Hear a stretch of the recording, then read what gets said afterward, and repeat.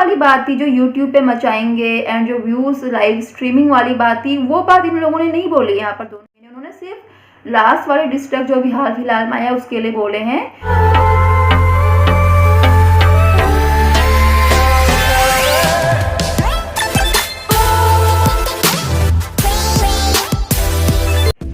Welcome back to my YouTube channel. मैं हूं Mansi and स्वागत है आप सभी लोगों का मेरे यूट्यूब चैनल पे।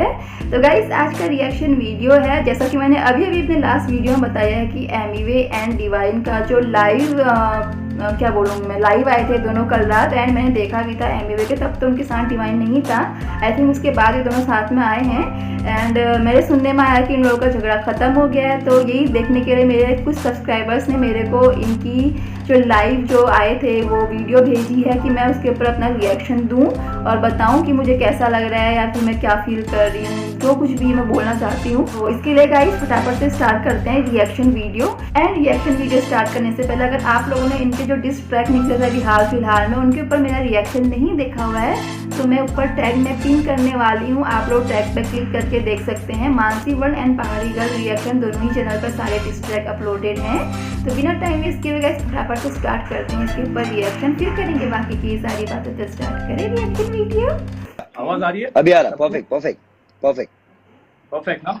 या तो वही मैं कह रहा था कि कल मेरे को एमबीवे के लाइव में मैं आया था और मैंने कुछ कमेंट्स किए। उसमें से एक कमेंट था कि तूने रिलीजन पे मेरे को डिस किया।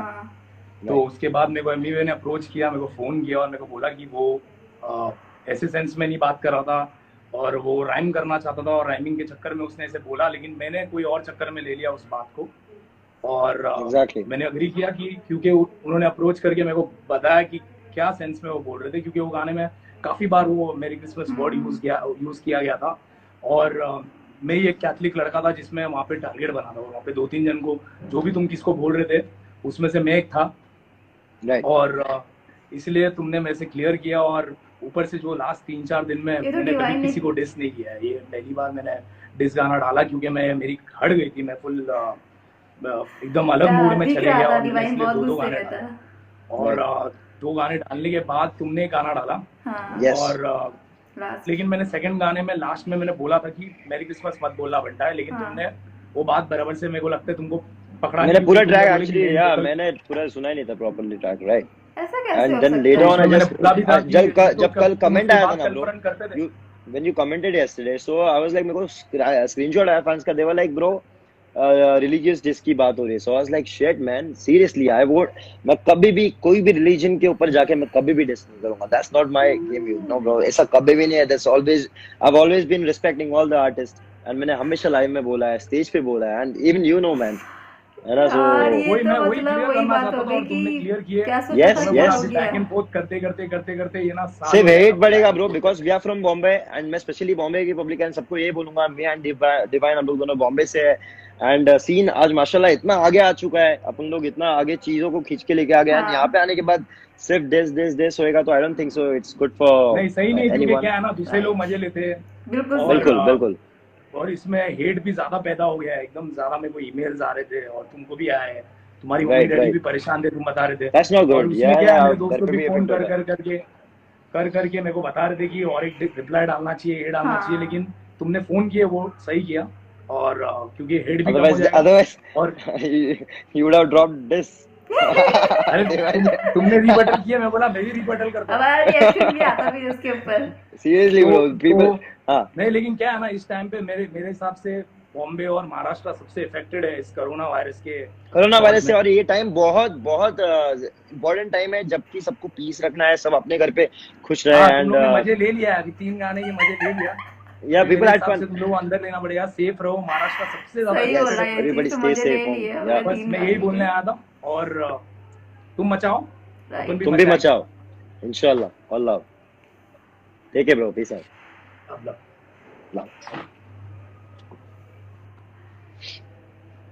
So yes, this was a good session. सब लोग ओके तो गाइस कुछ क्वेश्चंस मैं उठाना चाहूँगी यहाँ पर। फर्स्ट क्वेश्चन की डिवाइन ने बोला कि तुमने मैरी क्रिसमस कहा बिकॉज उनका जो वो धर्म है वो कैथोलिक धर्म से रिलेट करते हैं। तो वो कह रहे हैं कि मुझे ऐसा लगा कि तूने मेरे ऊपर वो बोला कि मैरी क्रिसमस। ये बात बहुत लोगों ने बोला कि डिवाइन का रीज़न बिकॉज डिवाइन ही कैथोलिक रैपर है, मतलब और भी हैं बट फिलहाल जो डिवाइन के साथ पंगा चला था उसको लेकर ये थोड़ा ज़्यादा लग रहा था।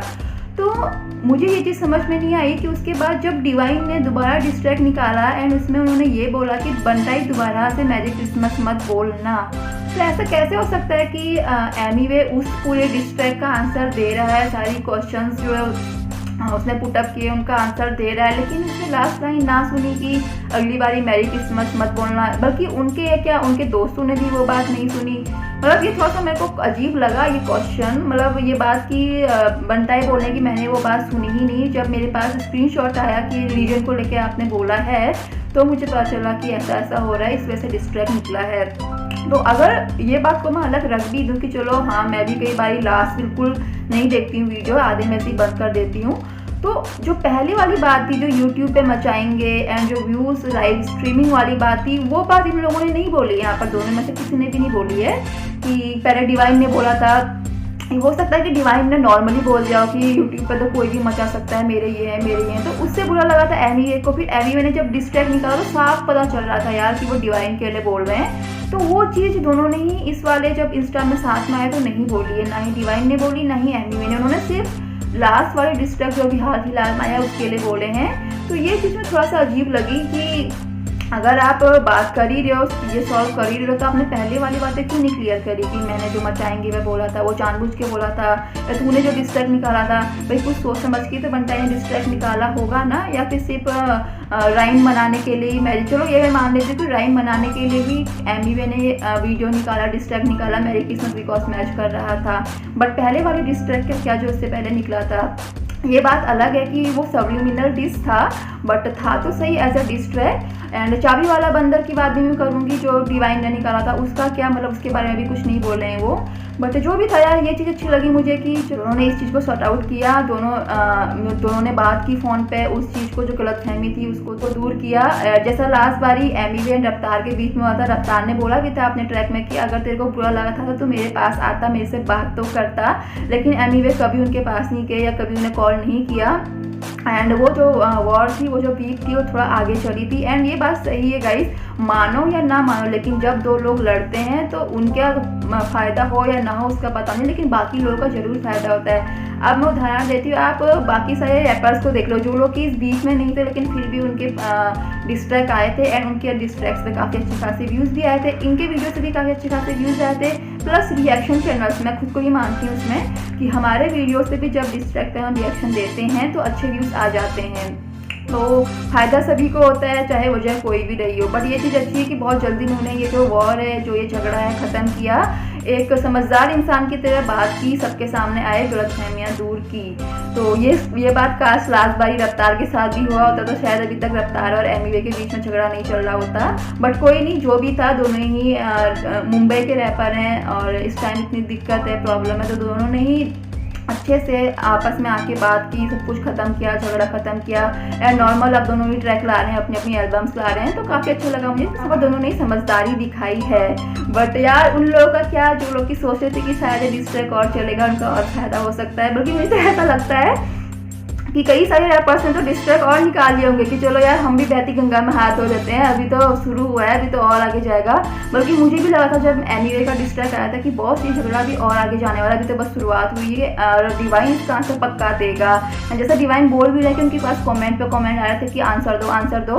तो जिन लोगों के भी अरमान थे वो पानी हो चुके हैं। एंड जो लोग भी सोच रहे थे कि इससे कुछ फ़ायदा होगा, इन दोनों के झगड़े से हमें कुछ फ़ायदा होगा, वो बेचारे तो मतलब सोच लेंगे कि ये क्या हो गया मतलब क्या सोचा था, क्या हो गया, किसी ने भी नहीं सोचा कि इस तरह से इतने प्यार मोहब्बत से ये डिस्ट्रैक्ट खत्म होने वाला है। पर जो भी था अच्छा है, हमें क्या करना, दोनों ही खुश हैं अपने अपने घर में और दोनों की फैमिली खुश हैं, भगवान दोनों को ही खुश रखे, आगे तरक्की दे।